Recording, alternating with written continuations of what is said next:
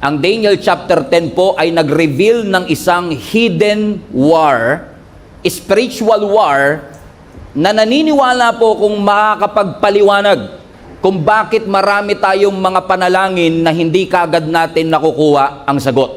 Ang context po nito, si Daniel ay nakatanggap ng isang disturbing vision. Merong ipinakita ang Panginoon sa kanya, at itong vision na ito ay may kinalaman sa gera at sa hardship. Nabagabag ang loob nitong si Daniel kasi ipinakita ng Panginoon sa kanya yung future conflict na may kinalaman sa political turmoil at may kinalaman sa military turmoil. Bagabag ang puso ni Daniel sapagkat ipinakita ng Panginoon na merong magra-rise na isang masamang leader. Na ang sabi ng maraming Bible scholar, itong masamang leader na ito is actually a foreshadow of the Antichrist. At dahil natanggap po nitong si Daniel ang isang kabagabagabag, sabi mo nga sa katabi mo, nakakapagpabagabag. Okay, dahil natanggap ni Daniel ang isang nakakapagpabagabag na vision, na merong isang masamang leader na mag-a-arise, na magkakaroon ng military conflict and military turmoil, nag-fasting si Daniel sa loob ng 3 linggo. Sabi mo sa katabi mo, mukhang hindi mo kayang maging Daniel. Sabi mo nga sa katabi mo, okay, hindi mo kayang maging Daniel, okay? Okay, so 3 linggo, dahil na-disturb itong si Daniel, gusto niyang maliwanagan siya. Lord, may ipinakita ka sa akin, pero anong ibig sabihin nito? So dahil wala siyang understanding and wisdom patungkol sa kanyang nakita, nag-fasting siya ng 3 weeks. With deep mourning, may pagluluksa, na hindi siya kumakain ng anumang karne at hindi siya naglo-lotion for 3 weeks. Yun yung concern ng marami sa inyo. Hindi yung pagkain ng karne. Yung, hindi ako makakapag-lotion for 3 weeks, Lord. Walang skincare. Oh? Noong unang panahon kasi, yun ay sinyales ng kanilang pagluluksa. Kung pamilyar ho kayo sa Middle East kasi very dry ang kanilang weather, so moisturizer and lotion is a must. Okay? Kaya pansinin niyo yung mga OFW from Middle East, ang pasalubong Jergens. Oh, kasi nga doon sa mura ho kasi sa Middle East. Dry na dry po ang kanilang weather. So to cut down story short, no, for 3 weeks nanalangin siya, nag-fasting siya, hindi siya kumakain ng karne. And for 3 weeks, watch this, nananalangin siya sa loob ng 3 linggo, wala siyang makuwang sagot.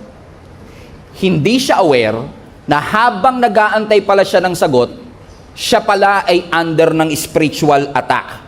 And after 21 days, wala pa rin yung sagot, pero may dumating na isang anghel. At itong anghel ng Panginoon na ito, nung ipinadala, nung nakausap si Daniel after 21 days, ang sabi sa kanya ng anghel, huwag kang mag-alala, kasi since day 1 pa lang, day 1, narinig na ng Panginoon ang iyong panalangin. Ang gandang assurance, ano? Na hindi pala porket hindi mo nakikita yung sagot, hindi sumasagot ang Diyos. Hindi pala porket hindi mo nakikita yung galaw ng Diyos, ay hindi gumagalaw ang Panginoon. Because apparently, 21 days niyang inantay ang sagot sa kanyang panalangin, hindi niya nakuha, pero ang sabi ng anghel, huwag kang mag-alala kasi day 1 pa lang nakuha, narinig na ng Panginoon ang sagot sa iyong panalangin. However, ang sabi niya, ipinadala na yung sagot nung day 1 pa lang, pero merong spiritual forces, territorial spirit sa kingdom of Persia. Now, Persia is a modern day Iran. Okay? So, merong spiritual forces na territorial na kumukontrol sa mga leader ng Persia na yung answered prayer mo, hinarangan nitong mga spiritual forces na to. Kaya day 1 pa lang nasa iyo na dapat, pero dahil may spiritual force na humarang. So pasinin nyo, no? Yung invisible na battle nag-cause ng visible na delay. Okay, ulitin ko ha. Invisible yung battle, wala siyang awareness na habang siya'y nananalangin, nakikipaglaban pala yung langit para sa kanyang panalangin. No, so ibig sabihin yung invisible na laban, hindi niya nakikita, nagko-cause ng visible delay. Yun yung problem nating maraming Christians nowadays. Masyado tayong frustrated sa delay, hindi natin nakikita yung invisible battle. Sinusukuan mo na kasi delay, pero ipinaglalaban pa pala ng Panginoon. Come on now. Amen. Sabi mo sa katabi mo, wag mong sukuan. Okay? Ipinaglalaban pa. So ang sabi ng Bible, nung dumating itong anghel after 21 days, inassure siya ng anghel, unang araw pa lang narinig na ng Panginoon ang iyong mga panalangin. Ibig sabihin, the answer of heaven is there, pero yung answered prayer nakatagpo ng resistance mula sa impyerno. Which is, I believe, a lesson in and of itself to each and every one of us. Fasten your seatbelt. Na minsan nakala mo, porket wala pa yung prayer request mo, at hindi pa sinasagot ng Lord ang panalangin mo, pakiramdam mo, ini-ignore ka ng langit. Pakiramdam mo, walang pakialam ang langit. Pakiramdam mo, hindi nagko-cooperate ang langit. Pakiramdam mo, ayaw makipag-coordinate o ayaw makipag-cooperate ng Panginoon sa'yo. But let me tell you this, you are not ignored. You are opposed. Hindi ka binaliwala. May opposition lang doon sa iyong prayer. Ano kaya yung maidudulot ng answered prayer na yan, that the hell is willing to block it and intercept it? Ano kaya ang pwedeng maidulot dito sa pananampalataya mo na gagawin ni Satan ang lahat para hindi mo matanggap ang sagot sa iyong mga panalangin? So hindi inignore ng Lord si Daniel, hindi niya nakuha ang sagot sa panalangin niya dahil kulang siya sa pananampalataya. Full of faith si Daniel, he was not ignored, but he was opposed. So ibig sabihin mga kapatid, hindi lahat ng delay sa buhay mo natural. May mga delay na bunga ng opposition ng kaaway. Kaya hanggang ngayon, 5 years na, wala pa rin yung sagot sa iyong panalangin. And I can tell you this because I myself have been praying for something na pakiramdam ko long overdue na. Kasi minsan nilalagyan natin ng due date, yung due season ng Panginoon. Ang mga pangako ng Lord walang due date, pero laging may due season. Hindi mo pwedeng lagyan ng deadline ang mga pangako ng Diyos, pero ang pangako ng Panginoon, in due season you will harvest. If you don't give up. If you keep on keeping on. If you will keep on praying and persevere, ang sabi ng Scripture, you will receive it. To the point, na ang sabi ng Scripture, day 1 pa lang, nagpadala na ang Diyos ng anghel para sabihin kay Daniel, ito ang kasagutan sa iyong panalangin. So nagpadala ng messenger angel, unfortunately, because matindi ang answered prayer, matindi rin ang resistance. So dahil hindi pa dumarating in 3 days, nagpadala ang Lord ng another reinforcement. But this time, a warrior angel, archangel. Ano yung mga archangel is one of the most prominent angels in the Bible. Pag sinabing archangels, chief of angels. So you have to, we don't have time for theology, but you have to understand na sa langit, ang mga angel may ranking yan. So may mga messenger angel katulad ni Gabriel, pero may mga archangel, chief of angels. Ito yung mga leader of the heavenlies na warrior in and of itself. Minsan lang, kailangan lang natin tanggalin sa isip natin yung itsura ng angel. Kasi minsan pag nakakita ka ng maganda, ang cute mo. Girl, you're my angel. You're my darling baby. Diba? Kasi pag nakakita ka ng cute, laging angel. Pero kung titignan niyo po ang, kasi tayo pagka sinabing angel, yung naka-diaper, maliit yung pakpak, mga pang-Valentine's ba? Diba? Pero tignan niyo sa Bible, every time makakakita sila ng anghel, napapaluhod sila, napapadapa sila sa takot. So kung hindi nakakatakot ang itsura ng anghel, imagine niyo, nakita ni Moses ang anghel, sabi niya, ang cute. Hindi nga ganun. Dapat ganun ang reaction ni Moses. Pero dahil hindi cute ang mga angels, so to speak, katulad ni Lucifer, he was once an angel. Ang description ng Ezekiel sa kanya, ang kanyang katawan is made of a musical instrument. So probably may saxophone dito, may flute dito, may gitara dito, bass, we don't know. Pero definitely, nakakatakot ang kanyang itsura. So nagpadala ang Panginoon ng archangel. This is not just an ordinary angel. High ranking ito, warrior angels to fight on his behalf. Para sabi ng Scripture, after 21 days, nung dumating itong archangel na ito, si Michael, ano sabi ng Bible? Natanggap niya ang sagot sa kanyang mga panalangin. Ibig sabihin, yung sagot sa prayer ni Daniel, delayed, pero hindi denied. Based on this text, I want to show you 3 stages of an answered prayer. No? Na kahit pa tayo ay opposed and under attack, naniniwala ako na ang Panginoon is just so good that He wants to answer our prayers. Kung yan naman ay ayon sa kanyang kalooban, ipagkakaloob naman ng Panginoon. Pero ano ba yung 3 bagay na madalas pinagdadaanan nating mga Christians bago natin matanggap ang sagot sa ating panalangin? Number 1, based on the text, ang unang stage ng answered prayer is the pressure. Pressure. Everybody say pressure. Ano ang sabi ng Bible sa verse 13? Balikan nun natin. But for 21 days, the spirit prince of the kingdom of Persia, highlight that part, okay, blocked my way. So, ibig sabihin, itong angel messenger, papunta na sana siya para ihatid ang kasagutan, pero hinadlangan siya. May resistance, may pressure para hadlangan yung sagot sa kanyang mga panalangin. Magandang correlation to doon sa main text natin last Sunday sa Ephesians chapter 6 verse 12, na ang sabi that our struggle is not against flesh and blood, pero saan daw po? Through rulers, authorities or principalities of the unseen world, against the mighty powers in the dark world, and against the evil spirit in the heavenly realms. Now, for those who are interested, kung ang mga angel may ranking, ang demonic forces meron din.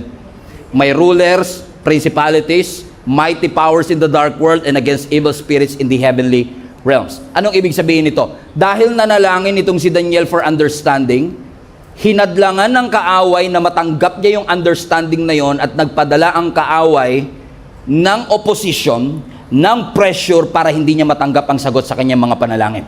And most of the time, masyado tayo nakafocus sa visible delay na nakakalimutan nating i-rebuke ang mga invisible forces na humahadlang sa ating mga panalangin. Listen to me, church.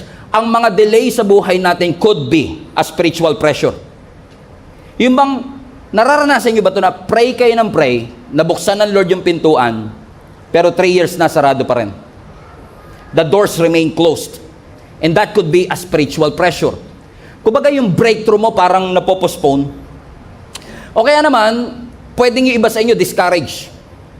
Na parang ayaw mo na mag-pray kasi nagpe-pray ako, di naman sinasagot. Ayaw mo na mag-serve kasi nagsiserve ako, wala namang fruit. What's the point? Sinasabi mo, susuko na lang ako kasi what's the point of serving? What's the point of reading the Bible anyway? What's the point of praying? What's the point na nagsisilbi pa ako sa Panginoon? Parang hindi ko naman makita ang breakthrough. That could be a spiritual pressure or confusion. Tulad niyo, litong-lito ka. Di ba? Confusion. Okay? Dati, ang clear ng pagtawag ng Lord sa'yo. Ang clear ng direction. But all of a sudden, yung klaro naging malabo. It becomes unclear and now you're confused. What is your identity in Christ? You are confused about your relationship with God. You are confused dun sa iyong identity. You are confused about your calling. You are confused about, ano na ba? Saan na ba ako pupunta? Saan ba ako dinadala ng Panginoon? And that could be a spiritual pressure na pinagdadaanan natin mga Kristiyano. And in case hindi pa kayo makarelate, baka dito makarelate na kayo. Fatigue. Natulog ka, paggising mo, ina-expect mo, rested ka, pero nung natulog ka, 8 hours, paggising mo, pagod ka pa rin. Ang tawag doon, fatigue. Unusually tired. Ibig sabihin, lahat ng ginagawa mo parang mechanical, lahat na lang parang routine. You cannot seem to see anong point, anong why, anong reason ko ba ito ginagawa, na kahit maliliit na task, parang ang bigat gawin. Why? May fatigue. You are not just tired. You're fatigued and burnout. And all of these things are actually spiritual pressure na ginagamit ng kaaway para tayo ay pahintuin. Katulad ni Elijah, remember? Si Elijah, nung tinalo niya po yung 450 prophet ni Baal, na nagpababa siya ng apoy, remember that? Na buong half day, pray ng pray ito mga false prophet, walang apoy na bumagsak. Pero si Elijah, saglit lang. Kasi totoo Diyos mo, pag totoo ang Diyos mo, saglit lang talaga. No? Nanalangin siya ng apoy, bumagsak yung apoy. It was a huge achievement. It was the talk of the town. Viral sa YouTube. Come on now. Okay, chinapchap sa TikTok. Viral sa TikTok. Pero after ng achievement, after ng victory, asan si Elijah? A few hours later. Asan si Elijah? Nandun, burnout, depressed. At sabi niya, ako lang naman ang nag-iisang prophet na natitira pa. He was overwhelmed. He was depressed because even prophets gets overwhelmed too.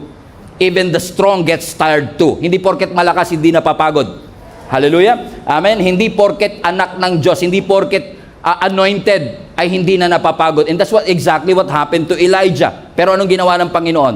Amen? Imbis na sigawan siya, anong sabi ng Bible? Pinakain siya, pinagpahinga siya, and he was able to do ministry again because he was well-rested and well-fed. Sabi mo sa katabi mo, baka gutom lang yan. Okay, baka pagod lang yan. Amen? Even Jesus have gone through overwhelmed seasons sa kanyang buhay. Sino sa inyo nakakaranas kayo ng overwhelming feeling sa inyo? Na parang, you feel small with this kind of task. Parang, you feel weak. You feel like you don't have the education, the experience for it. Even our Lord Jesus have felt that way. On the Garden of Gethsemane, ang sabi ng Scripture, He sweats like drops of blood because of the overwhelming pressure, so to speak, na alam niyang ibebetray siya, ipagkakanulo siya ng mga taong pinag-invisan niya ng kanyang panahon. Mga taong nakasama niya.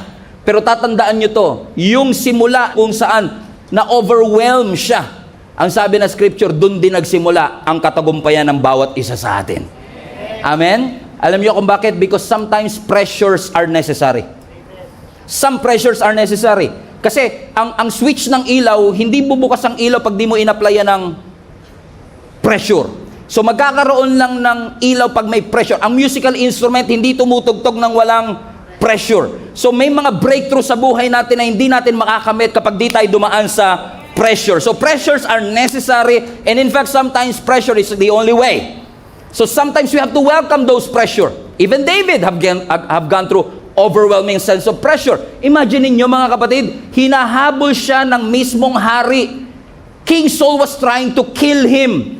And for 10 years, he was running for his life. And finally, ang sabi ng Bible, nung nasa kuweba itong si David at nagtatago dito sa hari na gustong pumatay sa kanya, he made an encouraging and inspiring statement that I want you to read. Sabi ng Psalms 142 verse 3 to 5, "When I am overwhelmed, you alone know the way I should turn. Wherever I go, my enemies have set traps for me. I look for someone to come and help me, but no one gives me a passing thought. No one will help me." Anybody can relate to that? No one cares a bit what happens to me. Verse 5, and then I prayed to you, and I said, "You are my place of refuge, and you are all I really want." Now listen, si David nasa kuweba, isolated, under stress, emotionally unstable, emotionally drained. At habang nananalangin siya, napatunayan natin kung kanino tayo. Kasi ang pressure, it will reveal who you are and whose you are. Hindi lang i-reveal ng pressure kung sino ka. I-reveal din ng pressure kung sino talaga ang Diyos mo. Amen? Na, sabi ng Bible, nung na-overwhelm ako, napagod ako, hiningan ko ng tulong yung mga taong akala ko makakatulong sa akin. Nilapitan ko sila para makahingi ako ng tulong. Na-frustrate lang ako kasi people will disappoint you.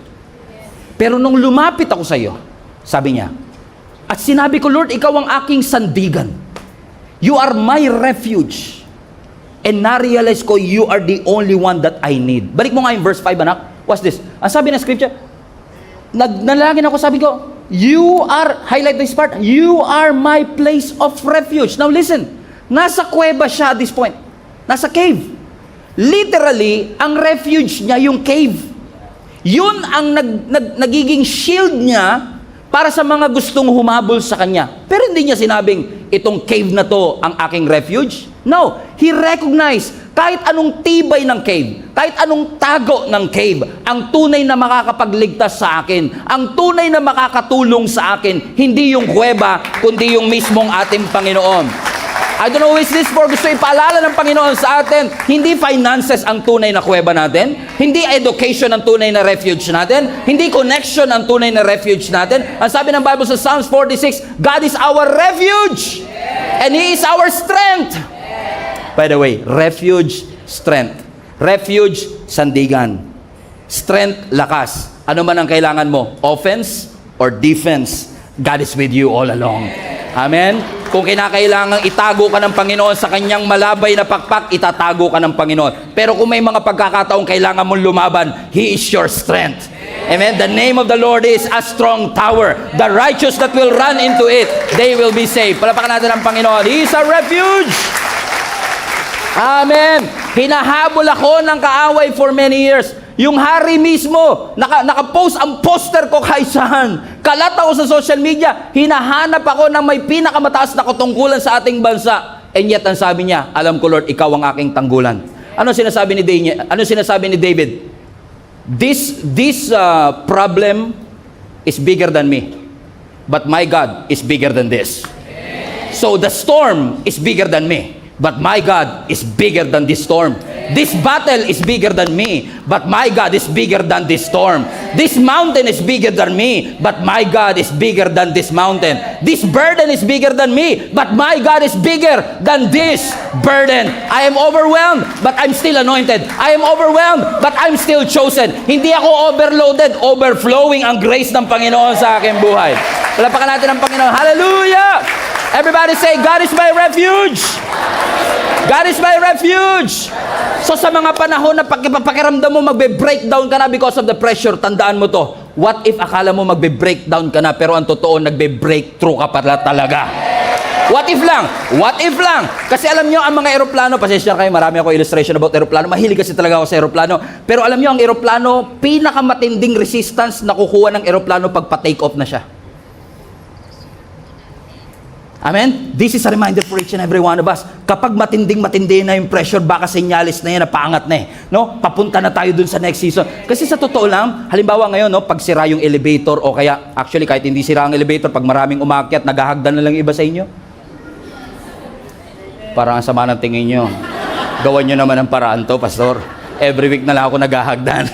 Okay, we are trying. Okay. Ba? Pag sa unang ano ka pa lang, ground floor ka pa lang, naka-makeup ka, no? Pak, ganda, pak. Base na base ka, may pabango ka, ano ba yung pabango, yung Blue Water?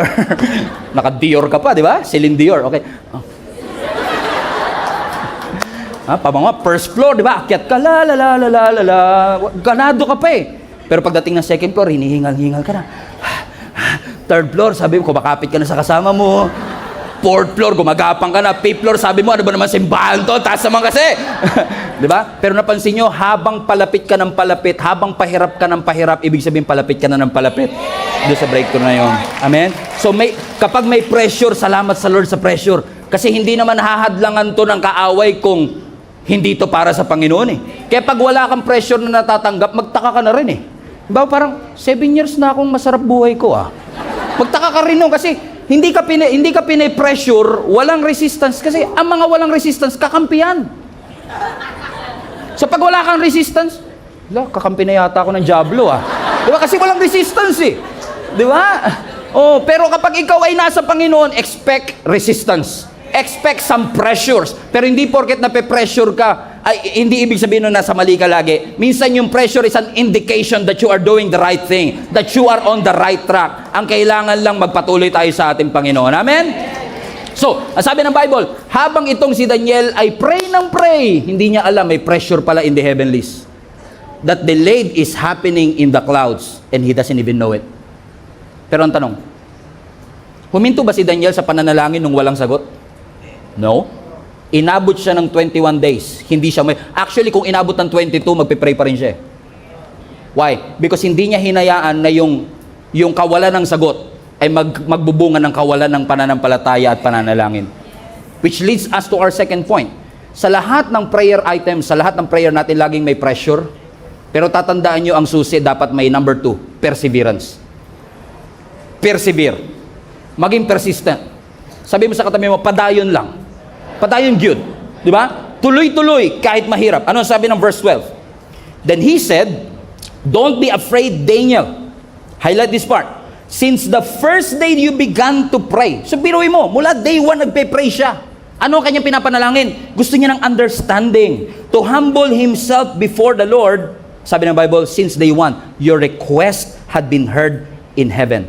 Which means, mga kapatid, hindi siya sumuko. He fasted, he mourned, he sought the Lord, and he kept going, even though wala siyang kamalay-malay, kaya pala nadidelay, nakikipaglaban yung langit para sa kanya. Pero nag-persevere siya. Pero what if sumuko siya ng day 14? Kung sumuko siya sa pananalangin ng day 14, at sinabi niya, pray ako ng pray, 2 linggo na, wala naman. Ano pang punto na pray ako ng pray? Baka naman nabibingi na yung Diyos, o hindi kayang gawin to ng Diyos. Susuko na lang ako. Pero hindi niya yun ginawa, mga kapatid. Kasi ang perseverance, hindi yan yung nalalangin ka lang ng isang beses and then you will hope for the best. Hindi ganun ang perseverance. Ang tunay na perseverance, kahit wala kang sagot na nakukuha, tuloy ka pa din.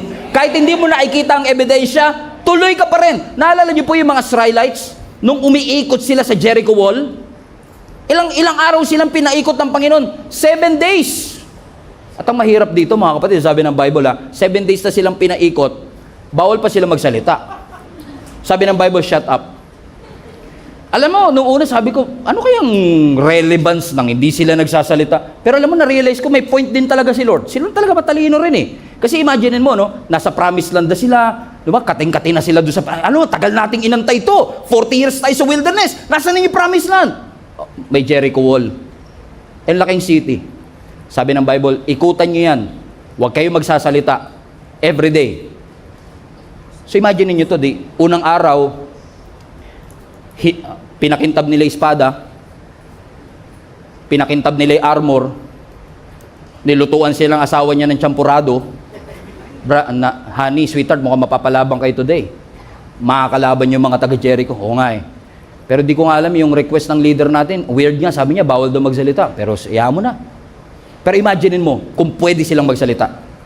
Pag ikot nila, Jericho Wall. Alam mo, Brad, nagtataka ako dun kay Joshua, yung leader natin. Pero mo, 40 days na tayo nasa wilderness, paikot-ikot tayo. Pagdating ng promised land, ikot na naman. May ikotophobia na tayo. Di ba niya alam yun? Natakot na tayo sa ikot. Lahat na lang buong buhay natin, ikot tayo ng ikot. Kung inayaan ng Lord na nagsasalita sila, baka walang lumalabas sa bibig nila kundi pagrereklamo. Day 1 pa lang yun. Day 2. Pag uwi ng soldier nung gabi ng day 1, oh honey, parang walang galos yung armor mo ah. Nagtataka nga ako doon kay Josh eh. Kasi dapat lalabang kami. Hindi kami, pinaikot lang kami. Bawal pa kami magsalita. Pero baka bukas. Kinabukasan, maaga siyang gumising, sopas naman ang niluto. Kalinga mo, honey ha, may goodbye kiss pa. Puta sila, sabi nila, boss ano, atake na ba tayo? Hindi, ikot lang kayo uli. Huwag kayo magsasalita ha. Alam mo, buti na lang walang cellphone noong unang panahon. Oh, kasi kung bawal sila magsalita, pwede sila mag-chat. Imagine mo, umiikot sila, nag-chat sila. Meron silang GC na wala si Joshua doon. Alam niyo ibig sabihin? Okay? Aminin nyo. Aminin nyo, meron kayong GC na wala tatay nyo doon, meron kayong GC na magkaka-opisina na wala yung boss nyo doon, meron kayong GC na magkaka-ministry na wala yung leader nyo doon, meron kayong GC na wala ako doon. Meron niya kayo ah. So meron silang GC, nagchat-chat sila sa GC at everyone. At everyone. Highlights. Brad, magpatingin na kaya tong leader natin. Pangalawang araw na, ang kintab pa naman ng espada ko. Pinaglutuan, tapos papaikutin lang tayo. Siguro pagdating ng day 3, iba sila, skeptical na eh. What's the point? Ni hollow blocks nga, walang bumagsak eh. Kasi di ba parang mas encouraging magtuloy pag nakakita ka ng progress. Yung sit-up ka ng sit-ups, naka 5,000 ka na, wala, absent pa rin siya. Di ba? Di ka what's the point of exercising? What's the point of coming to school? What's the point of coming to church anyway? Kung wala naman ako nakikitang resulta. Pero tatandaan nyo to mga kapatid, most of the time, progress is not obvious. Hindi porket hindi ka nakakakita ng progress, walang ginagawa ang Panginoon. Mas nakaka-encourage pag ikot nila may bumagsak na hollow blocks. Pero ang sabi ng Bible, bawal silang magsalita for 7 days. Pagdating ng 7th day, gising na naman sila, iba siguro babagal-bagal na sila. Hindi na napakintab yung armor. Hindi na nila ini-ready yung espada. What's the point? Di ba? Alam ko na gagawin natin dyan. Ikot na naman tayo. Sabi ni Joshua, oh, you know the drill guys. Ikot tayo. Shut up. Ikot na naman sila. Yung iba hindi na nag-almusal eh. Kasi sabi nila, makakabalik din kami kagad. Huwag kang maglala, iikot lang naman kami. Hindi na kailangan ng lakas. Hindi na kailangan ng cereal kasi wala naman labarang mangyayari. Ikot na lang kami. Umikot sila. Pagkatapos silang umikot, yung iba sa kanila nag-iwalay, bye guys, see you tomorrow. Sabi ni Joshua, ay, wait. Ikot uli kayo. 6 na beses pa. Kasi nung araw na yon, 7 beses silang pinapaikot ng Panginoon. Imagine niyo yung tumatakbo sa kanilang isip.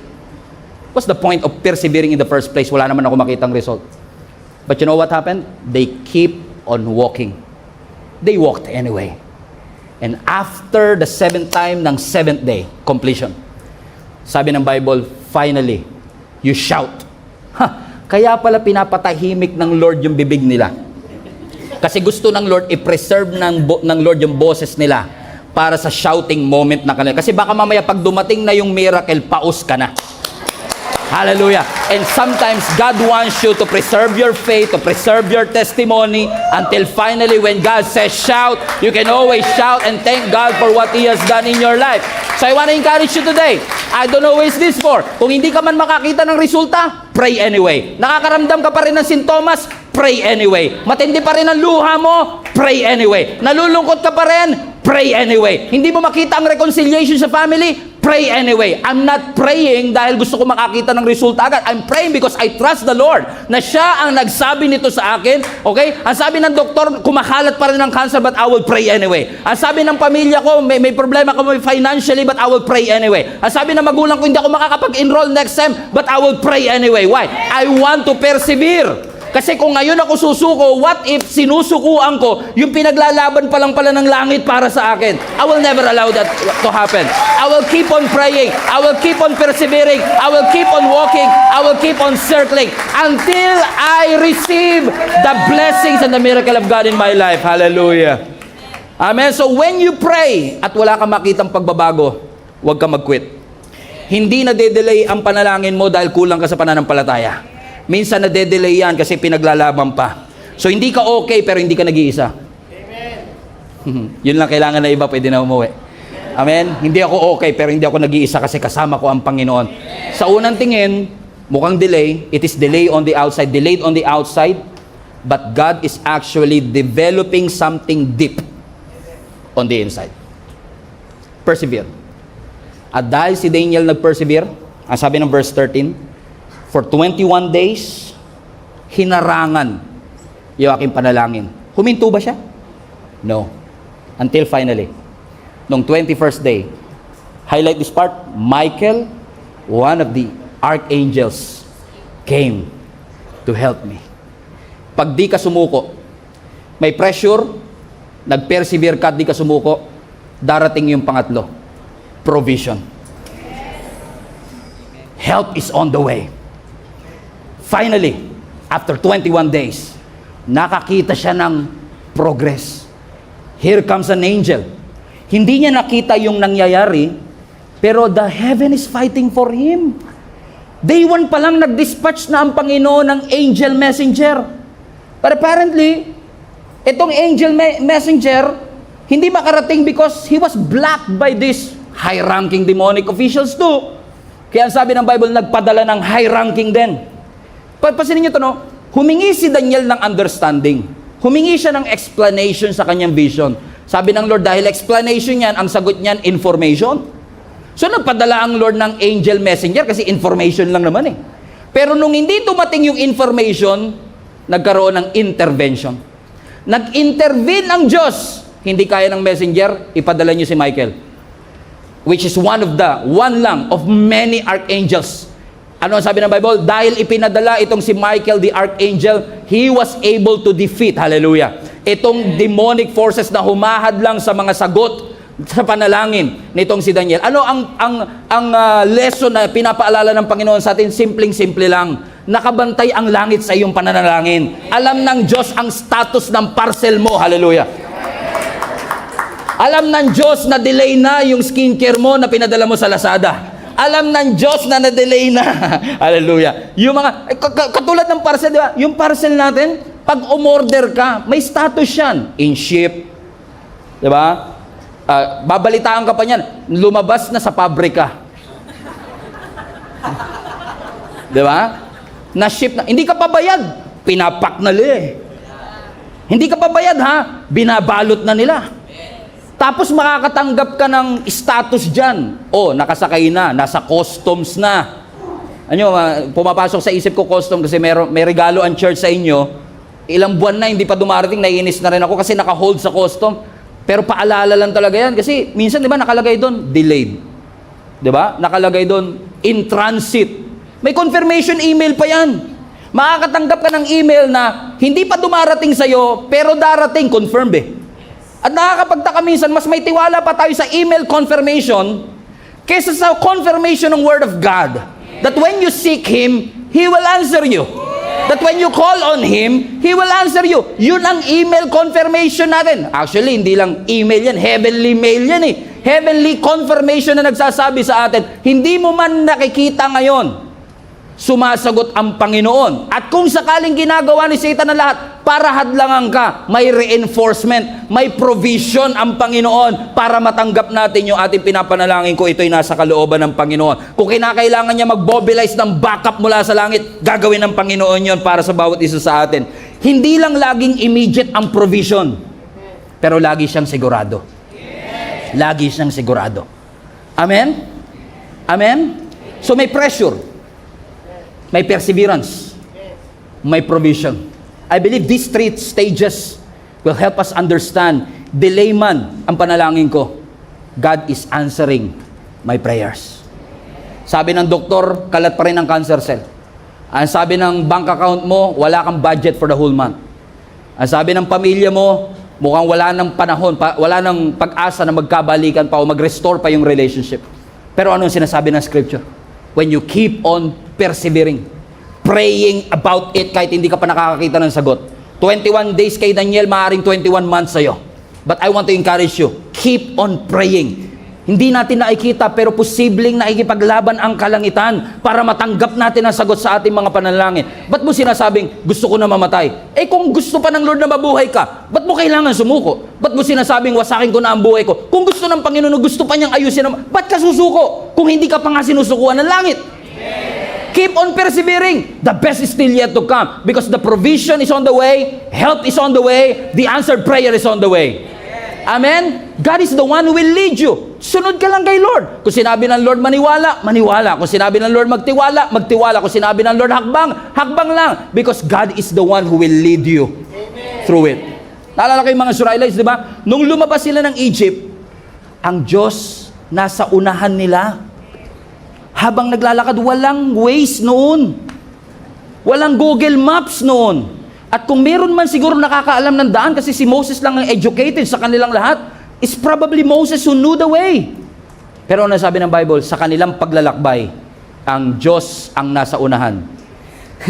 Minsan, hindi ang Lord magpapadala ng provision kasi siya mismo yung provision. Minsan, hindi anghel ang ipapadala kasi siya mismo ang pupunta. The sin is too bad. It messes our life. You're too sick. You're too messy para magamot ng simpleng good works lang. Alam ng Panginoon, hindi kaya ni Abraham na iligtas ang mundo. Alam ng Lord na hindi kaya ni Moses na iligtas ang mundo. Kaya Diyos na mismo ang bumaba. Amen. Ang sabi ni Isaac sa kanyang tatay na si Abraham, Tay, meron tayong kahoy, meron tayong apoy. Asan po yung ihahandog? Ang sabi ni Moses, the Lord Himself. Hindi, iba kasi yung the Lord will provide, sa the Lord Himself will provide. Pwede siya mag-provide through an angel. Pwede siya mag-provide through a person. Pero when God says, I myself will provide, buhay ko mismo ang ibibigay ko para sa kabayaran ng iyong kasalanan. That makes a lot of sense. And God is the one who is leading the entire nation out of it. Ano sabi ng Bible? Moses answered the people, don't be afraid. So habang ang mga Israelites naglalakbay papunta ng wilderness, nakaharap nila ang pinakamatinding blockage, Red Sea. At habang sila'y nasa Red Sea, kahit si Lord lang nasa unahan nila, pag tumitingin sila sa likod, nakikita nila mga Egyptian na umahabol sa kanila. Because apparently, itong Egyptian leader, pumayag na lumaya sila, pero nagbago ang isip, habulin natin sila. So habang sila'y nasa harap ng Red Sea, nililid sila ng Panginoon. Pagtingin nila sa likuran, nandun ang Egyptian na humahabol sa kanila. Sabi ng Lord sa kanila, Jesus is alive, ka man ba? Don't be afraid. Stand firm and you will see the deliverance the Lord will bring you today. The Egyptians that you see today, you will never see them again. The sickness that you are seeing today, you will never see that again. Yung utang na nakikita mo ngayon, hello, you will never see that again. Sabi mo nga sa katabi mo, goodbye utang. Goodbye sakit. Goodbye problem. Goodbye difficulty. Goodbye challenge. Because the Lord has promised me that the Egyptians that I see today, I will never see them again. So Paano yun mangyayari? Paano yun mangyayari, Lord? I want my enemy. Ayoko na makita ang aking mga kaaway. Sabi ng verse 14. Why? Because the Lord will fight for you. Highlight this part. You only need to be what? To be still. Napairali natin logic natin. Ang mga Egyptian, sakay-sakay ng Mercedes-Benz. Yung chariot nila, yun ang Mercedes-Benz noong unang panahon. Sila, naka-walk by feet. Paalang. Kahit saan mo dalhin, laging mauuna yung Mercedes kaysa sa paa. Tapos sasabihin pa ni Lord, huwag kayong matakot kahit may Red Sea. Stand still. Lord, dapat ang logical, run. Ang logical, run as fast as you can. Ang bilis ng humahabol, oh. Pero sabi ng Lord, stand still. Minsan si Lord, pag nag-suggest, di mo maintindihan, no? Lord, nanalangin ako ng deliverance. Tapos gusto mo, pag ganito po kasi yan, Lord, no? Explain ko lang. Pag huminto po ako, kasi naglalakad nga ako, nahabol na ako eh. Tapos hihinto po ako, mas lalo po ako maaabutan. Tingin nyo, na-miss ng Lord John? No. He's sovereign. He's all-knowing. He knows exactly what to do. So listen, nung huminto sila at nag-stand still, asa si Lord ulit? Nasa unahan nila, leading the way. Sabi ni Lord, stand still. Watch what happened. Ang sabi ng verse 19, then, the angel of God, that's the presence of the Lord. Highlight this part. Who have been traveling in front of Israel's army, withdrew and went behind them. So, sabi ng Lord, hinto na kayo. Lord, maaabutan mo kami. Meron kasi kayong hindi nakikita na nakikita ko. Basta sumunod ka lang. Stand still. Okay? Nung nag-stand still sila, sabi ng Bible, the angel of the Lord na nasa unahan nila, nag-shift sa likod nila. And the pillar of cloud also moved from in front and stood where? Behind them. So imagine nyo to. God was leading them.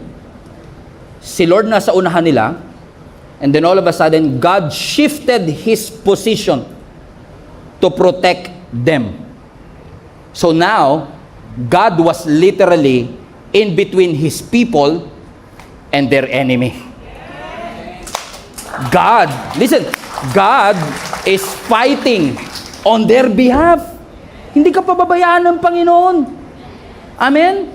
God Himself have shifted His position. Ginamit ng Lord in essence sa kanyang sarili para maging barrier between His people and their enemy. Hindi siya basta nagpadala ng tulong, siya mismo ang naging tulong. So God is not just leading you, He is positioning Himself between you and your enemy. And watch this, ang sabi ng Bible, pati yung pillar of cloud na nagiging lilim nila, lumipat mula sa unahan papunta ng likod. Tuloy natin ang basa. Coming between the armies of Egypt and Israel, highlight this part, throughout the night, the cloud brought, everybody, darkness to the one side and light to the other. So lumipat yung pillar of cloud, naghatid ng ilaw sa kabilang side, at naghatid ng kadiliman sa kabilang side. So nagkaroon ng dilim sa mga Egyptian, nagkaroon ng liwanag sa mga Israelites. Listen to me, the same presence have different result. Na yung presensya ng Diyos, kakampi ng mga nagmamahal sa Kanya. Pero bangungot sa mga kaaway ng Diyos. Hallelujah. Ang mga Israelites, they are enjoying the clarity. They are enjoying the comfort. They are enjoying His presence. Ang mga Egyptians, ano sabi ng scripture? They were confused. They were blinded. They don't know what to do. Nasabi ng Bible, tunay natin basa sa last part. Ano sabi ng last part? So neither went near. Highlight that part. Neither went near the other all night long. Dahil ang mga Egyptian is so confused and blinded, hindi nila maatake ang mga Israelites. Think about it. Gumamit pa ang Lord ng supernatural pause. Nagmamadali silang habulin, sabi ng Lord, watch lang, dyan lang muna kayo. Because God will deliver His people. My friends and family, I want to encourage you today, hindi ka ini-ignore ng Diyos. Hindi ka binabaliwala ng Panginoon. Oh, amen? God wants you to follow and obey His commandments because if needed be, kung kinakailangan mag-shift ng position ng Panginoon, He will always stand between your enemy and His people. He will always stand between the gap of life and death. He will always stand between the gap of curse and blessing. Why? Because our God is a gracious God. He is a merciful God. And He is willing, amen, na yung delay dun sa clouds, He is willing to set a provision, a reinforcement for you to be able to experience the answer to that prayer in Jesus' name. He wants to preserve His people. He wants to protect His people. So church, huwag niyong sukuan ang pananalangin para sa inyong pamilya. Huwag niyong sukuan ang pananalangin para sa provision. Huwag niyong sukuan ang pananalangin kahit ang sabi ng doktor, experimental drug na lang ang iyong pag-asa. Huwag kang sumuko sa pananalangin. Yes, you might feel that you are too small or too weak for it, but your God is always bigger, higher, taller than any other. Whatever sickness that you are in, the name of Jesus is greater than any name. The name that is above all name. His name is Yeshua. His name is Savior. His name is Emmanuel. His name is Jesus. Hallelujah! Jesus! Jesus! Jesus! Woo! Jesus! So may pressure man, may perseverance man, may pangako ang Lord ng provision. Hold on to that promise. Help is on the way. Health is on the way. Provision is on the way. Answer is on the way. Can you high five at least 3 people? Sabi mo sa kanya, help is on the way. Help is on the way. Help is on the way. Help is on the way. Everybody stand to your feet. Can you hug? Kung kilala nyo, yakapin nyo, akbayan nyo, sabi mo sa kanya, huwag tayong susuko. Manampalataya tayo sa Panginoon. God is with us. And if God is for us, who can be against us? We may be under attack, but it doesn't mean that we have to be defeated. Hallelujah. No weapon will form against you shall prosper, the Bible says. Ano sabi ng Bible? No weapon will be formed. Ibig sabihin na forma na. Pero kahit na forma na, hindi ibig sabihin makakapagtagumpay. Siniraan ka nila, nilait ka nila, pinost ka nila, ang dami nilang chismis na ginawa patungkol sa'yo. Naporma na yung kwento nila. Pero hindi porket nagkukwentuhan sila, kailangan mo mag-respond. Hindi porket pinost ka nila, kailangan mo mag-react. Hindi porket inaatake ka, kailangan mo lumaban. Kasi sabi ng Bible, the battle is the Lord. The Lord will fight for you. You only need to be what? To be still. Be still. Be still. Yakapin mo, katabi mo, sabi mo sa kanya, be still. Be patient. Be still. Be still. Be still.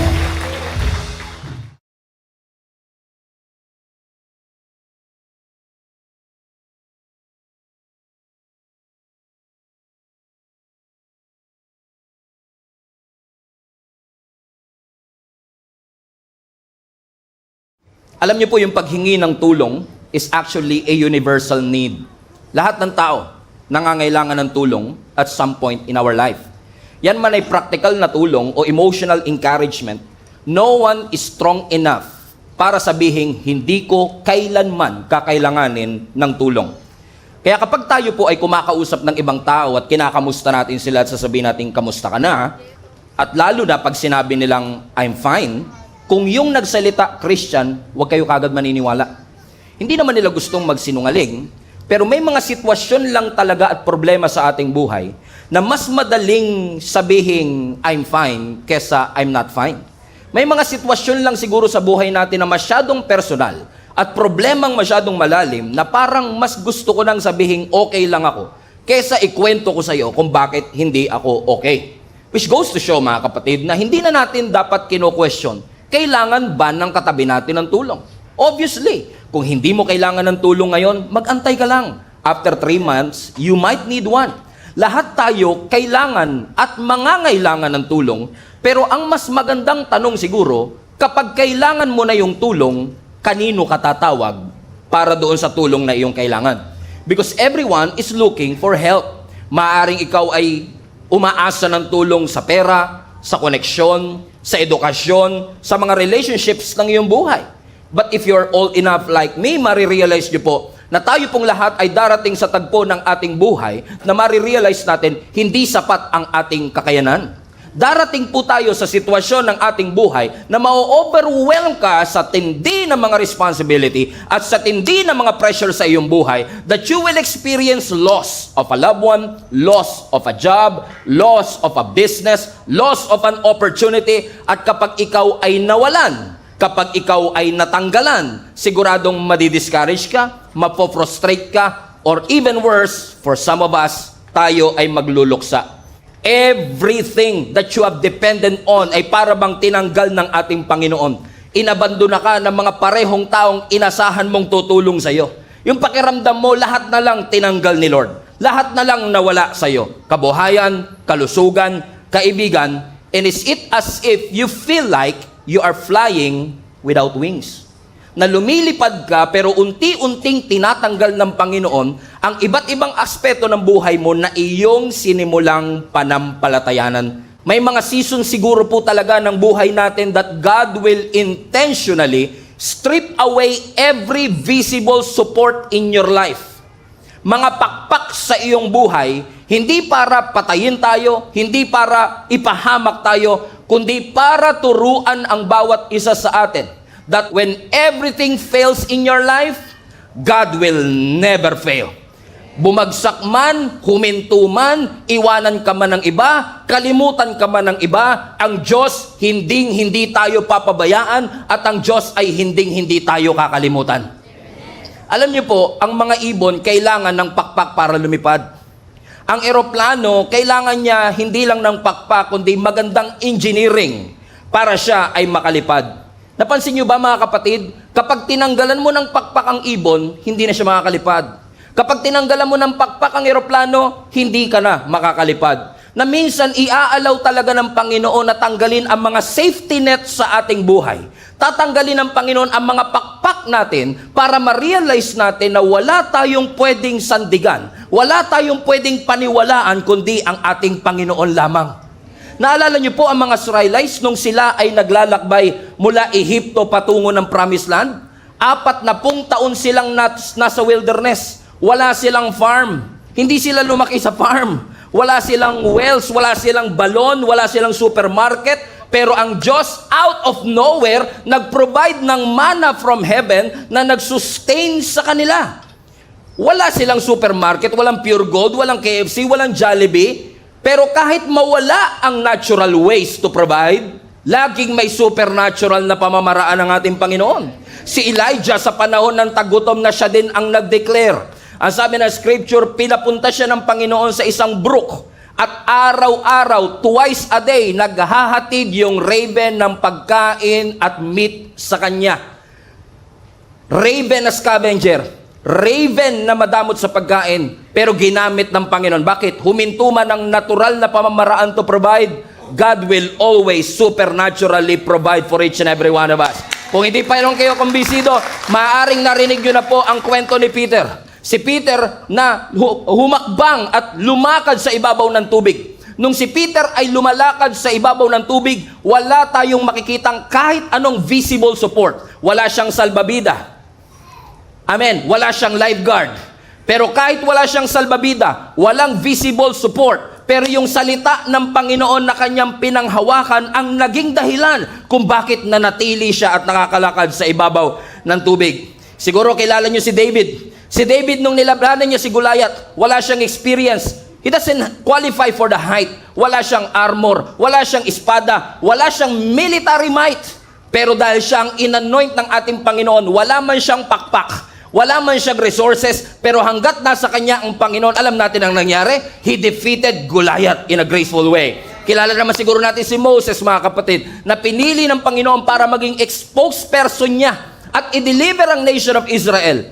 Amen? Spokesperson pero bulol. He doesn't have the eloquence. Wala siyang title, wala siyang charisma, pero ginamit siya ng Panginoon na deliverer ng nation of Israel upang ilabas ang kanyang bayan mula sa pagkaalipin. Bakit ko ito sinasabi? Paalala sa bawat isa sa atin that when everything fails in your life, God will never fail. Sabi mo sa katabi mo, God will never fail. Ang Diyos natin hindi sasablay. Ang Diyos natin hindi makakalimot. Ang Diyos natin ay hindi magkukulang. Kilala niyo siguro si Gideon. Si Gideon sa Judges chapter 6 ay binigyan ng Panginoon ng isang special na assignment. At ang assignment ni Gideon, maging deliverer din katulad ni Moses. Papangunahan ni Gideon ang nation of Israel against the Midianite. Alam natin ang storya, bago ko mawala 2 weeks ago, paulit-ulit nating binabanggit at pinag-aaralan ng buhay ni Gideon. Si Gideon, habang siya'y tinawag ng Panginoon na maging deliverer, nagtatago siya sa kanyang takot. Nagtatago siya sa kanyang insecurity. Kumbinsidong-kumbinsido siya na yung pamilya nila ang pinakamahina sa kanilang angkan. Kumbinsidong-kumbinsido siya na siya ang pinakamahina sa kanyang buong pamilya. Pero nakita siya ng Panginoon in the midst of his insecurity. At ang sabi ng Panginoon sa kanya, "You are a mighty warrior." And God being true to His word, ang sabi ng scripture, si Gideon, ginather niya ang 32,000 soldiers para pangunahan ang Israel sa pakikipaglaban sa mga Midianites. Nung nakita ng Panginoon ang 32,000 soldier, this is what God says, Judges chapter 7 verse 2. The Lord said to Gideon, "You have too many men. Masyado kayong marami. I cannot deliver Midian into their hands, or Israel would boast against me. My own strength has saved me." Ano sabi ng Panginoon? Masyado kayong marami. Kailangan yung bawasan yung 32,000 hanggang maging 300. Hold on a second. Yung 32,000 naging 300. At ang kalaban nila, libo-libo. Hindi ba suicide mission yan? Kapag 300 lang kayo at ang kalaban nyo libo, ang safe approach, Lord, padala natin lahat ng 32,000 na ito nga 32,000, hindi tayo sure. Pero ano sabi ng Panginoon? Bawasan mo. Minsan talaga si Lord ganun, ano? Minsan ang mathematics ni Lord, subtraction muna bago multiplication. Kasi minsan tayo, excited na tayo sa multiplication, pero minsan ang pamamaraan ng Panginoon, bawasan nyo muna yung 32,000. I'm not trying to kill you, I'm trying to teach you to depend on me. Bakit? Balik mo yung verse na kasi kapag nanalo kayo sa 32,000, iisipin nyo, pakpak nyo ang nagpanalo sa inyo. Iisipin nyong lakas ninyo ang nagpanalo sa inyo. Pero hayaan mo kung tanggalin ang pakpak mo. Hayaan mo kung tanggalin ang numero at galing ninyo. Hayaan nyo kung ma-realize yung outnumbered kayo. At kapag nanalo kayo ng 300 lang kayo, doon nyo marirealize that you can fly without wings as long as God is with you. Pinapatunayan lang ng Panginoon sa atin, mga kapatid, ngayong araw na ito, na ang tunay na katagumpayan ay makikita natin hindi sa strategy, hindi sa lakas. Ang tunay na katagumpayan ay makikita natin sa pamamagitan ng presensya ng ating Panginoon. Na minsan, hahayaan talaga ng Panginoon na bago kanya i-release, kailangan niyang tanggalin at putulin muna ang iyong mga pakpak. That sometimes subtraction is God's strategy for your multiplication. Hindi ko alam, siguro kaya hindi kayo nag-amen kasi pakiramdam nyo, parang lahat naman nadadagdag sa inyo. Sabi mo nga, Pastor, 2025 is a year of more. So I've been asking the Lord for more. Pero what if, pagdating ng December, lahat ng binigay sa iyo ng Lord na more, tatanggalin din ng Panginoon? Not to punish you, not to kill you, but to teach you that you cannot depend on these things. Hindi mo pwedeng paniwalaan at dependihan ng iyong pakpak para ikaw ay makasoar ng mas mataas. Ang ibon kailangan ng pakpak para makalipad. Ang eroplano kailangan ng pakpak para makalipad. Pero have you ever wondered why ang rocket nakakalipad na walang pakpak? Bakit? Hindi lahat ng lumilipad kailangan ng pakpak. I believe this is a good illustration, a reminder for each and every one of us. Masyado na ba tayo nakadepende sa mga pakpak natin? Sa business natin, sa education natin, sa connection natin, sa society that we are in, sa government natin, na yung mga bagay na ito ang magdadala sa atin patungo sa katagumpayan?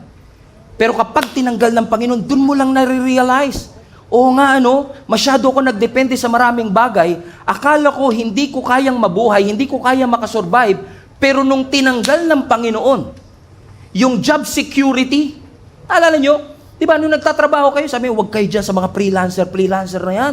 Kailangan doon kayo sa trabaho na may security. Ikaw naman, masyado ka nakadepende sa job security kasi nga, yung trabaho mo, 25 years ka na. Nung nag-pandemic, ikaw pa yung unang tinanggal. Taka-taka ka ngayon. Kala ko ba job security to? Alam niyo kung bakit?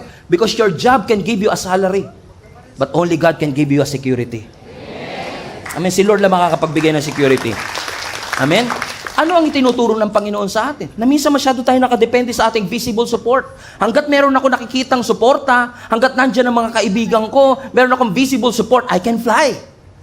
Pero minsan tatanggalin ng Lord ang ating mga pakpak para ma-realize natin na kahit walang visible support, laging mayroong divine support ang ating Panginoon. Willing ang Diyos na tuparin ang kanyang mga pangako sa atin na hindi niya tayo pababayaan o hindi niya tayo iiwan.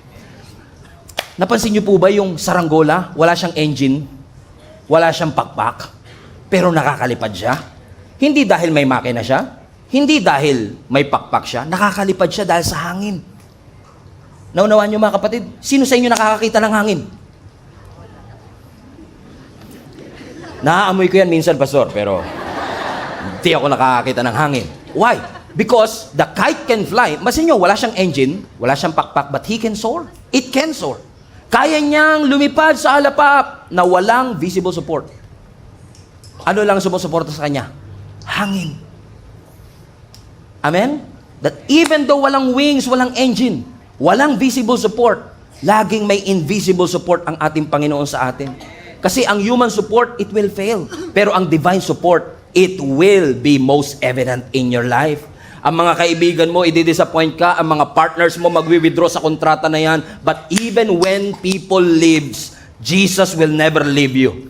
Darating ang pagkakataon, wala ka mahahanap na investor, wala ka makikitang resources, walang cheerleader, walang connection, walang role model, walang budget, hello, walang building, hello, walang network, hello, walang safety net. Pero kapag wala kang pakpak, this is a perfect condition for God to show you who He is in your life.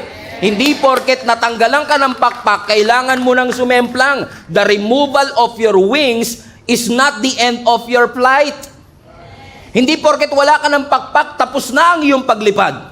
Because as long as you have the source, the God who promised you that He will never leave you nor forsake you, the God who promised you that He will supply all your needs according to His riches in glory, the one who promised you that even when you walk through the valley of the shadow of death, you should not be afraid, the one who promised you that I will be your shepherd, I will be your deliverer, I will be your protector. As long as you have God, masubtract na ang lahat as long as I have the source. Lord, thank you. Pagkatapos ng subtraction, sigurado may multiplication. Hallelujah. Alam niyo, ito nga yung paradox niyan eh. Diba? Tayo minsan, nagpe-pray tayo sa Lord, Lord, dagdagan mo. Diba? Sabi ni Pastor Siping kasi, 2025 is a year of more. Dagdagan mo naman yung lakas ko, Lord. Dagdagan mo naman yung kaibigan ko. Dagdagan mo naman yung pera ko. Kunti, malungkot po yung zero sa bank account ko, nag-iisa. Dagdagan mo naman ang connection. Diba? Yun yung paradox minsan, diba? That if we want multiplication, Lord, give us more. Give us more. Pero what if I tell you, mga kapatid, na ang mathematics ng Lord for multiplication is not just adding more, but subtracting more so that God will multiply the less that you have. Minsan sabihin natin, parang kailangan ko pa ng extra kaibigan, extra tao, extra connection. Kailangan ko ng mas malaking pakpak para mas maging mataas ang aking paglipad. Sabi ng Panginoon, alam mo, ang kailangan mo, hindi malaking pakpak, kundi malaking pananampalataya sa akin. Kasi minsan, bago ka iangat ng Panginoon, huhubaran ka muna niya. Bago ka paliparin ng ating Panginoon, tuturuan ka muna niyang magtiwala sa Kanya. But are you willing to trust God kahit na babawasan muna ni Lord bago niya i-multiply? Katulad ng mga sculptor. Di ba yung mga sculpture? Correct me nga, sculpture, di ba? Di ba yung mga nag-sculpture? Di ba? May mga clay yan o putik. I don't know kung ano yung ginagamit nila, di ba? Putik. Para makakreate siya ng isang masterpiece, hindi pwedeng dagdag lang siya ng dagdag ng clay. Right? Mapapansin niyo sa mga sculpture, para magkaroon ng hugis yon, malaking bloke yon, pero kailangan niya magbawas. He has to subtract. He has to eliminate something. Nga na, minsan masyado nating ina-idolize yung mga blessing, kaya yung blessing naging idol na. But what if the very thing that you celebrate, God will eliminate? For you to be able to experience multiplication. Yun, mahirap yun. Kasi pag tinatanggal na, teka, baka kulangin ako ng clay. Baka kulangin ako ng putik. Pero minsan doon sa gitna ng kakulangan, doon nahuhugis ng Panginoon yung ating destiny. Napansin niyo ba that when you have less, you trust God more? Pag konting-konti ang meron ka, mas malaking-malaki ang pananampalataya mo. Remember those moment na walang-wala ka talaga? Ni Jollibee, hindi kayo makabili, pang okasyon lang talaga. Naalala mo yung lalim ng panalangin mo na may kasamang iyak at uhog? Now all of a sudden, after 15 years, after 20 years, after 4 decades, nakatapos ang iyong mga anak, magaganda ang kanilang mga trabaho, you were able to travel to different parts of the world and you forgot the very moment that you're grateful for dun sa less. I'm not saying it's wrong, pero napansin niyo ho ba na minsan mas maigting, mas malalim ang relationship natin sa Panginoon kapag walang-wala tayo? Hindi ko naman pinagpe-pray kay Lord na mawalan kayo. Hindi ko pinagpe-pray sa Panginoon na mag-subtract ang inyong buhay. Pero gusto ko lang ipaalala sa inyo. Kung every Sunday naating kayo sa church at lagi ko lang sasabihin, huwag kayong mag-alala, tumawag lang kayo sa Panginoon, magsimba lang kayo, lagi kayong pagpapalain ng Panginoon, I would be lying to you if I tell you that as long as umaating ka ng church, hindi ka na makakaroon ng problema. As long as umaating ka ng church, hindi ka na mawawalan. But that's not the truth. Nothing could be further from the truth. Bakit? Kasi kahit nagsisimba ka, pwede kang mawalan ng mahal sa buhay. Kahit nagsisimba ka, pwede kayong maghiwalay bilang mag-asawa. Kahit na nananalangin ka, pwedeng malugi ang inyong negosyo. Pwede kang tanggalan ng Lord ng pakpak para ma-realize mo that is the only way for you to grow and to soar and to multiply. Ano po ang sabi ni Jesus sa John chapter 15? Diba? Ang sabi ni Jesus sa John chapter 15, every branch in me that does not bear fruit, highlight this part, He takes away.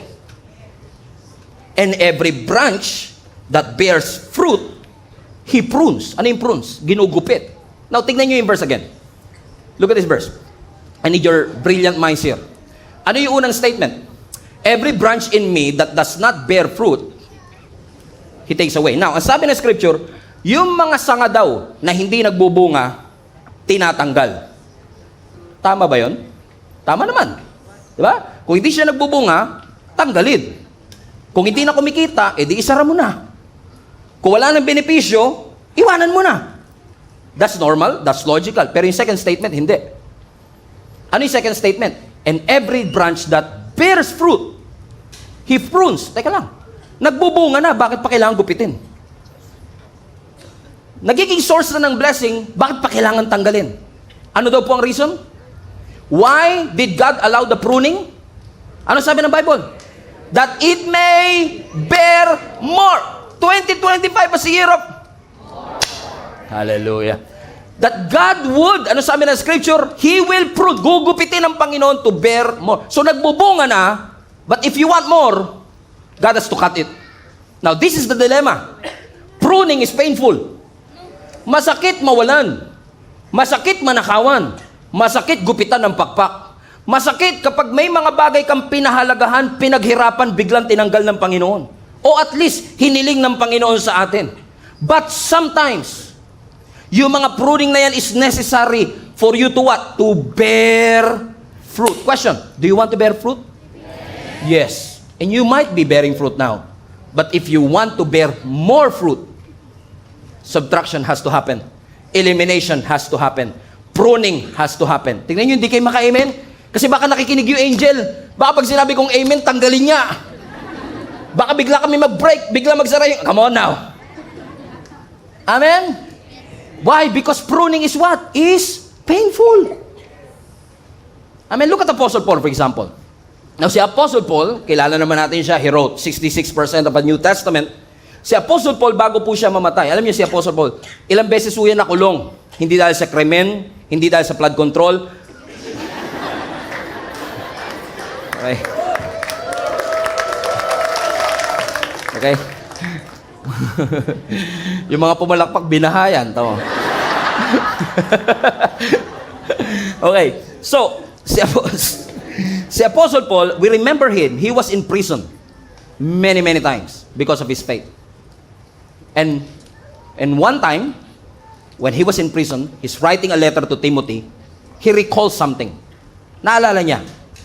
Naalala niya, nung siya ay nililitis sa harap ng Senado, okay, na nung hinarap si Apostle Paul sa harap ng mga religious court, Nung tinignan niya ang kanyang kaliwa, tinignan niya yung kanyang kanan, wala siyang kasamahan sa church, wala siyang kaibigan, pakiramdam niya, nag-iisa siya. Bakit? Minsan talaga, kailangang tanggalin ng Panginoon ang ating pakpak. Because God doesn't want you to depend on your business partner. God doesn't want you to depend on the stock market. God doesn't want you to depend on your education. All of these are important and good.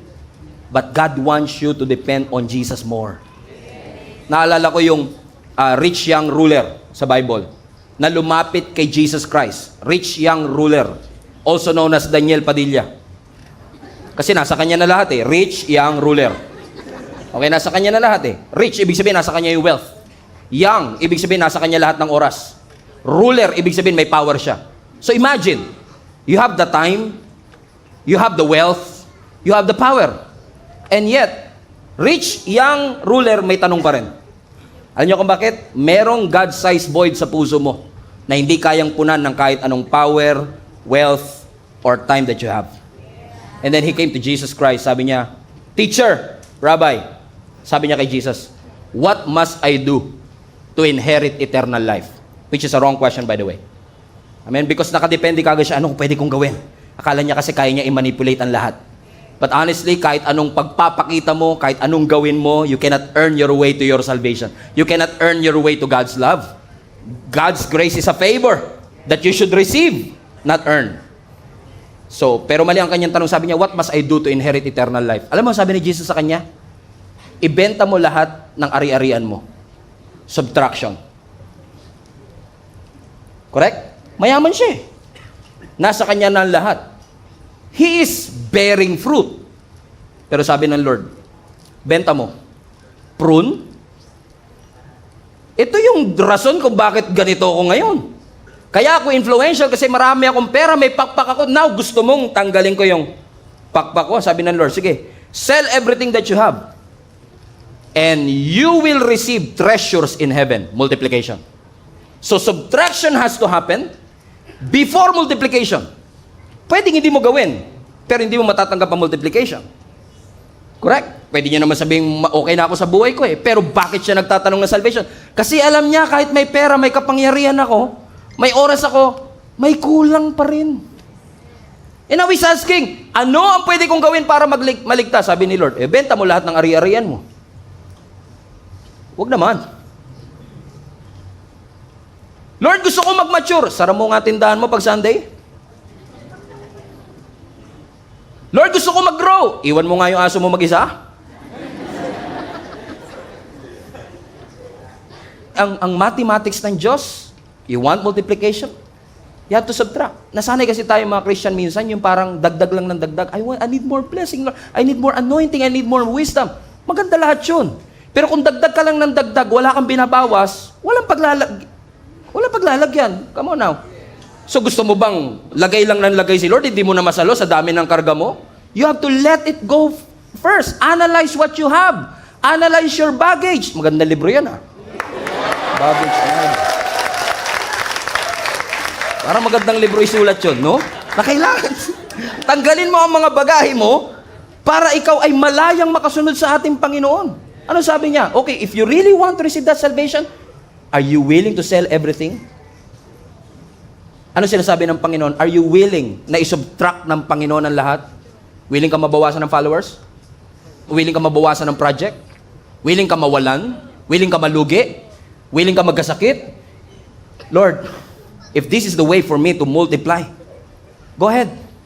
Katulad ni Apostle Paul, biruin mo ha, nasa loob siya ng kulungan, he was actually in his deathbed, iniisip niya, grabe, nahalala ko, nung nilitis ako, nung ako ay dinala sa religious court, akala ko nandun yung mga kaibigan ko, andun yung mga sumuporta sa akin, ang dami ko kayang friends sa Facebook, 2,000. Pero yung 2,000 friends mo na yan, ilan ang dadalaw sa'yo pag nagkasakit ka? Ilan ang pupunta sa funeral mo? Those are real friends, right? Sometimes God will eliminate things. Sabi niya po, tinignan ko kaliwa, tinignan ko kanan. Walang co-workers, walang kapwa-believers, walang kaibigan. And then he realized something. He may felt abandoned. He may felt lonely. But it doesn't mean he was alone. Maaaring nararamdaman mo minsan mag-isa ka lang o nag-iisa ka. Pero hindi yun ang totoo. Kasi pakiramdam man natin naging isa tayo, never tayong pinabayaan ng Panginoon. Ano ang sabi ni Apostle Paul? 2 Timothy chapter 4 verse 16. At my first defense, so nandun siya sa harapan ng korte. No one came to my support. Everyone deserted me. Iniwan nila akong lahat. Tapos na ba yung verse? No. Can we read that next part? Highlight this part. But the Lord stood at my side and gave me strength. Now everyone abandoned me. And yet, in the moment of my isolation, I realized, hindi pala talaga ako nag-iisa. Kasama ko pala talaga ang ating Panginoon. Na minsan sa panahon na kailangan ko siya, when everything else is stripped away, kapag tinanggal ang lahat ng pakpak ko, I can still fly. Alam mo, darating ang araw na kapag ikaw ay marunong magtiwala sa Diyos, magugulat ka na lang. Akala mo, connection na nagsusustain sa'yo. Akala mo, influence mo nagsusustain sa'yo. Akala mo, education mo nagsusustain sa'yo. Only to find out that you are flying without wings. Why? As long as you have the wind, as long as you have the source, as long as you have your God, He will never leave you nor forsake you. Iiwan ka ng lahat, but the Lord will always stood at your side to defend you, to fulfill His promise to you. Hindi ka niya iiwan. Hindi ka ng Panginoong pababayaan. So ang tanong ko sa iyo, sa mga panahon nangangailangan ka ng tulong, kanino ka tumatawag? Ano ang una mong, madali sabihin, kay Lord, kay Lord, kay Lord. But actually, pagka may financial issue, anong una mong hinahanap? Kumbay.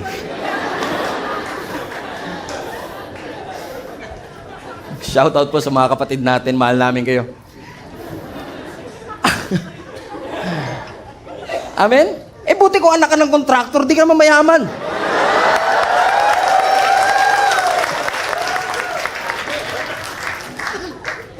Naghahanap ka ng visible support. Magugulat ka na wala na pala akong pakpak. Wala na pala lahat ng inasahan ko. Lahat ng pinagdependihan ko. Pinaghirapan ko to ng 20 years. All of a sudden, biglang mawawala. Alam niyo kung bakit? Walang bagay na pwede mong pagkatiwalaan dito sa mundong ito.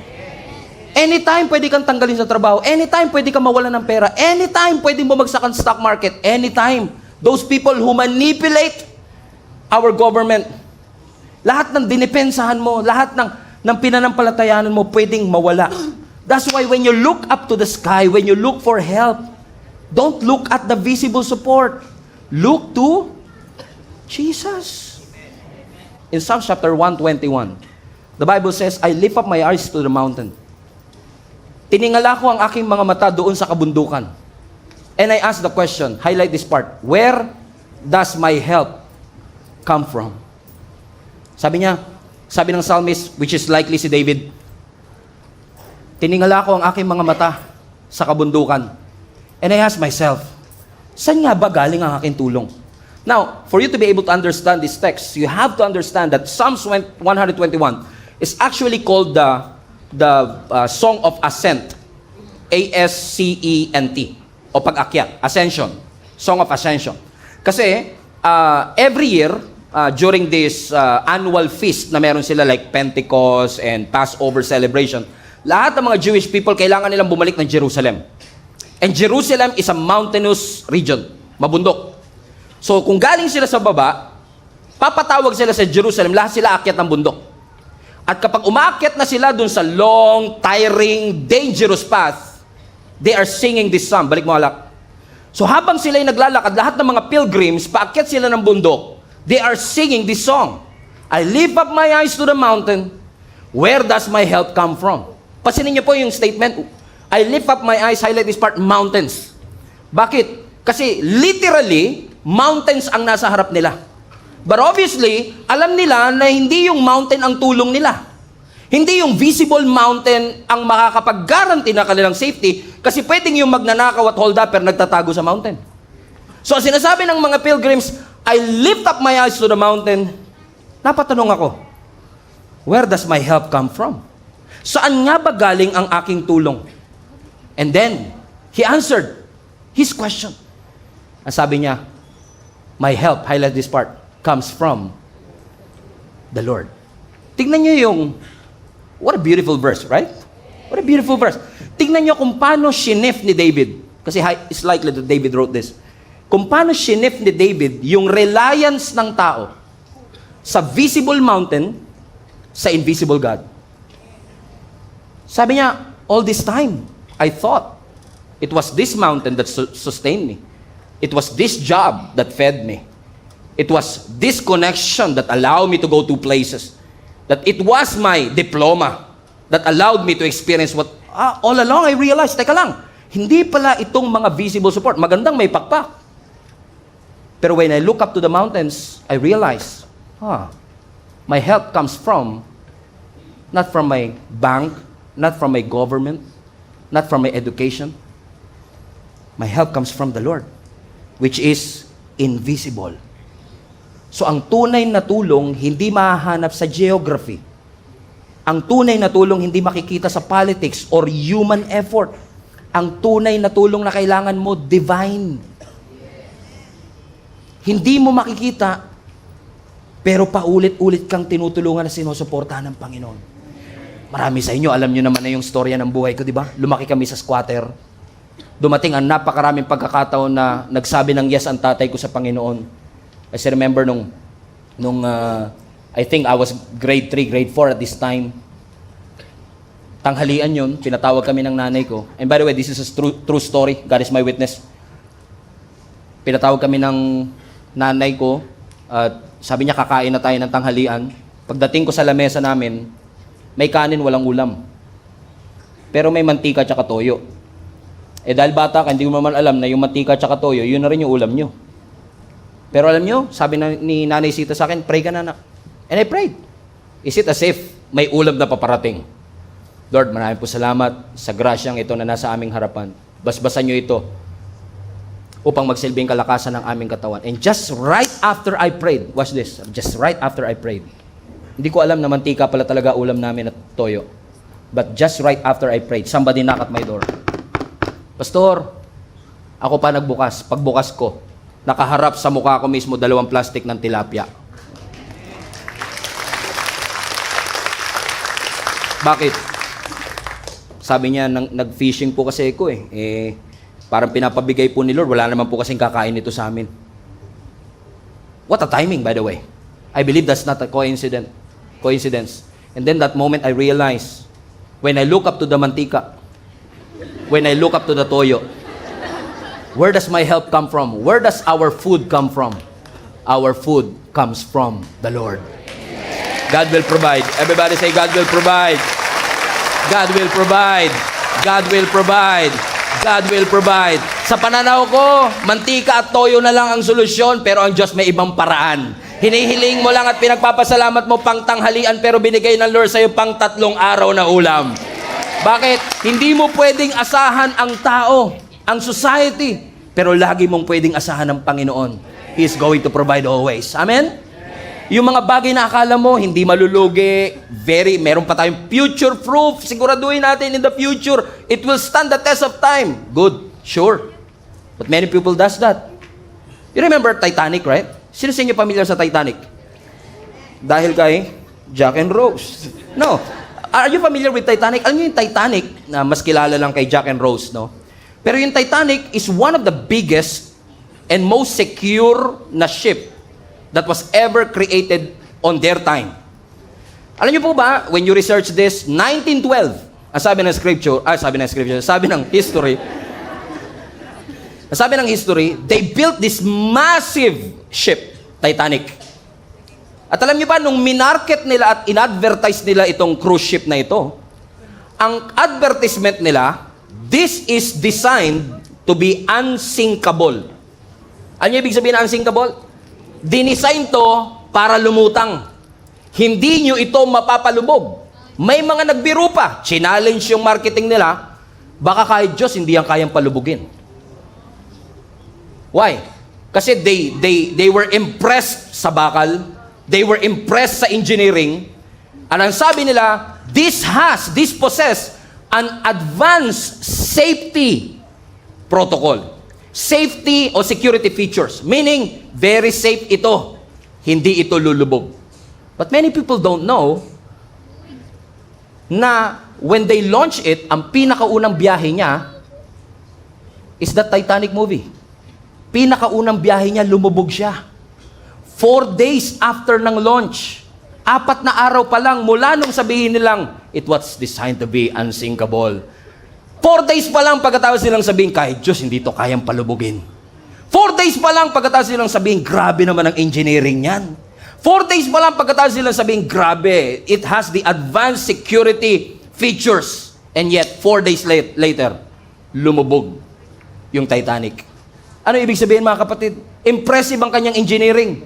Impressive ang kanyang materials. Safe daw yung kanyang features. Maganda raw ang kanyang pakpak. Pero kahit gaano katibay, kahit gaano kaganda ang engineering, walang unsinkable. Walang bagay na pwedeng higit pa na safe sa harapan ng ating Panginoon.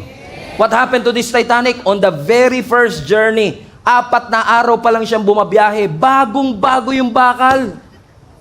Bagong-bago yung engineering. Yun, kasi nanunood sila eh. Hindi niya nakita yung icebergs. Salanan ni Jack yun eh.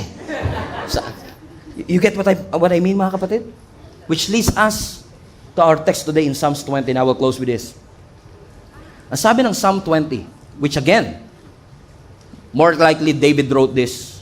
Ang sabi ng Psalms 20 verse 6, now this I know. Now you can read this with me now.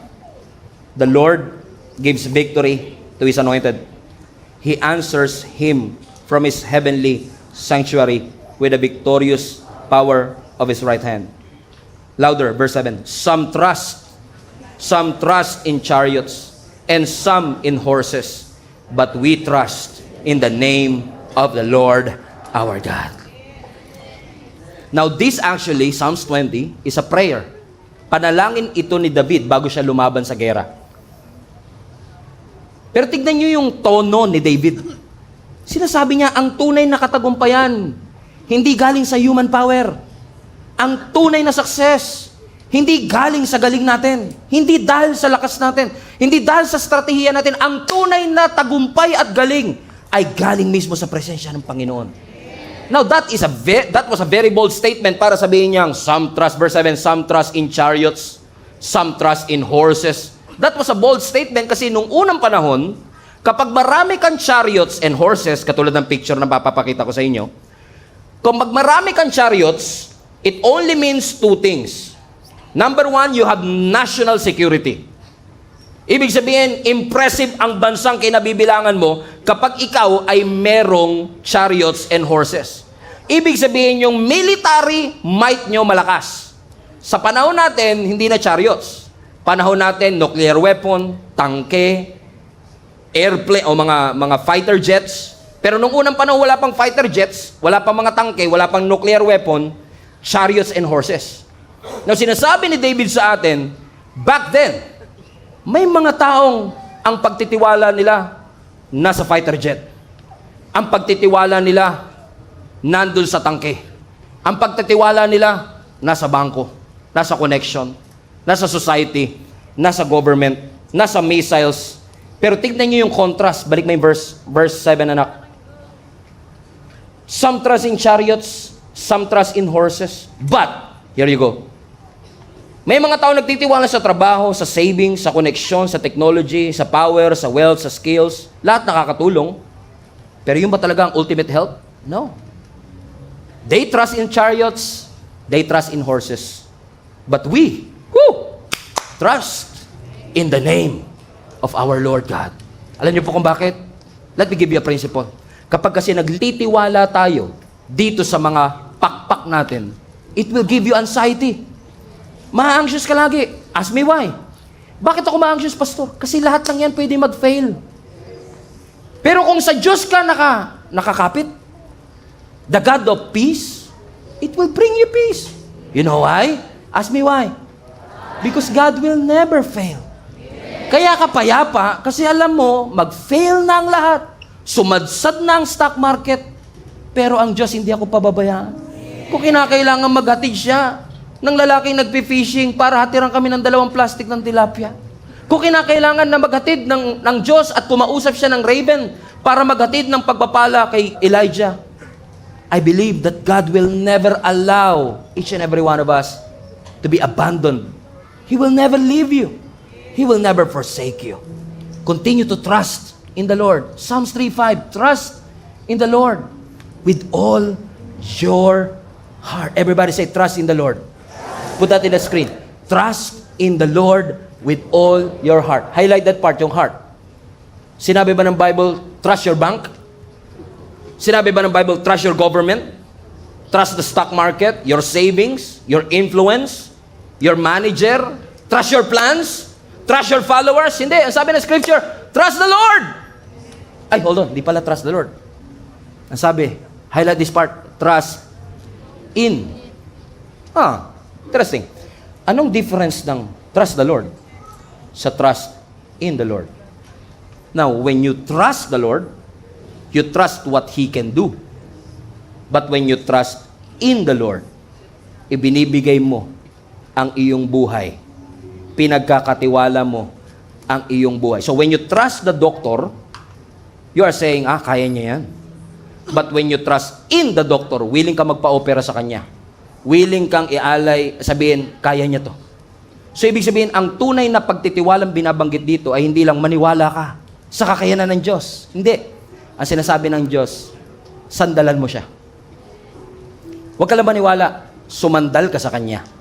Kasi darating yung panahon, pakiramdam mo wingless ka. Pakiramdam mo powerless ka. Pakiramdam mo walang sumusuporta sa iyo.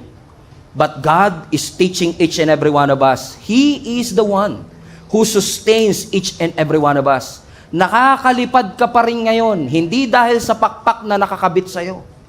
Nakakalipad ka pa rin ngayon dahil sa Diyos na nasa puso mo.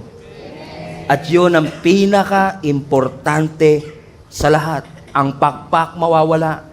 Maraming bagay sa mundo ang mawawala. But your God is more than enough. He is more than enough to supply all our needs according to His riches and in glory. Ang chariot kinakalawang, ang kabayo sumisemplang, pero ang Diyos natin, He will never fail. Magunaw man ang mundo, maaasahan mo pa rin ang Diyos. Hinding-hindi ka papabayaan ng Panginoon. How many among you realize just now, napakarami po natin nandito. We are flying without wings. Akala mo, wings pa nagsusustain sa'yo ngayon? Hindi na po. Diyos na yan. It is the miracle of God. It is the power of God. Ang dami-daming taong mas qualified compare sa'yo. Ang dami-daming taong mas magaling kumpara sa'yo. Ang dami-daming tao na mas deserving kumpara sa'yo. Pero ba't ikaw? Have you realized that ba't ikaw? Kasi may favor ka. Hinahayaan ng Panginoon na lumilipad ka. Akala mo, it was your ability, your skills that sustains you? Not anymore. God already pruned your wings. You are flying without wings now. And you're still airborne. Nasa alapahap ka pa rin. Bakit? Mabuti ang Diyos. Dakila ang Diyos. He will never leave you. He will never forsake you. Sa pagtayo ninyo, pwede ba kayo mag-high five? 3 tao, sabihin mo sa kanya, God will never leave you. God will never forsake you. God will never abandon you. Tignan mo katabi mo, wala nang pakpak yan, pero nakakalipad pa. Wala nang pera yan, pero nakakasurvive pa. Wala nang koneksyon, pero may favor. Amen. Walang material, visible support. But we have an invisible God. Divine help that sustains us through and through. Let's give praise to the Lord. Hallelujah! Hallelujah! Hallelujah! Hallelujah. Every head bow, every eye closed. Raise your hands if you would, please.